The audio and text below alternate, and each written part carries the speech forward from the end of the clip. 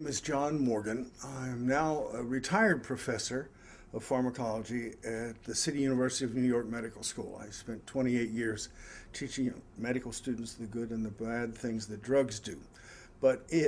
For many of those years, I was very interested in the pharmacology and toxicology and regulation of marijuana.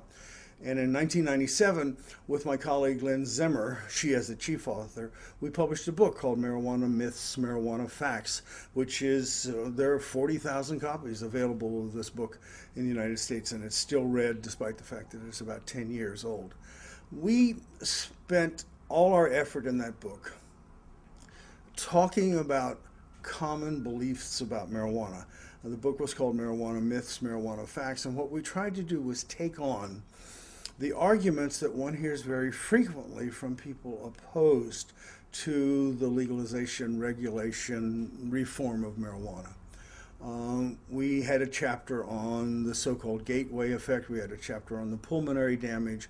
We had a chapter on damage to the fetus, damage to anything to do with the pregnancy process, damage to the immune system, et cetera, et cetera. Now, my opinion, and maybe I'll talk some about it, although my goal is to say something else, is that marijuana is a drug with some hazards. It would be strange if there were a drug with no hazards, because I don't know of any drugs that have no hazards.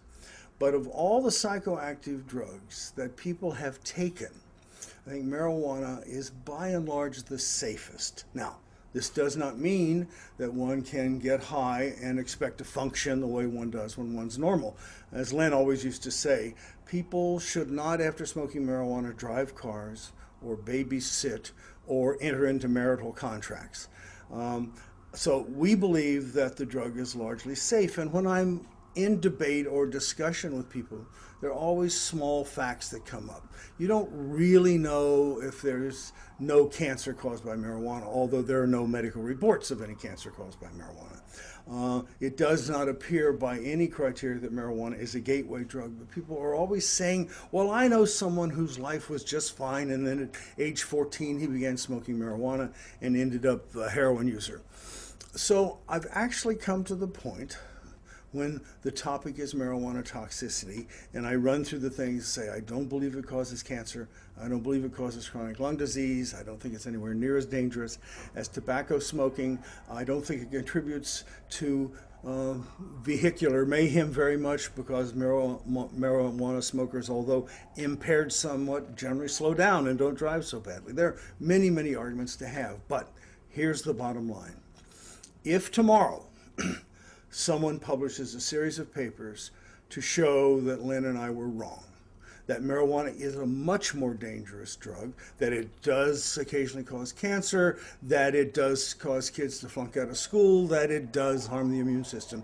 If tomorrow I'm convinced that that is the truth as opposed to what I've been saying for 28 years, then I will say two things. I will say, I'm sorry.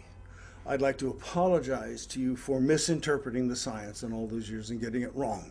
The second thing I want to say to you is that this is a better reason to legalize marijuana than before. In other words, I am a strong advocate of legalization of marijuana and other drugs, not because they're safe, but because they're dangerous. We've focused a lot of attention on marijuana because of its minimal dangers, but even its dangers make it better controllable by a system of regulation, a system in which a retail market can develop, a system that removes the criminality. So I don't want to legalize marijuana because it's safe. I want to legalize it because it's dangerous.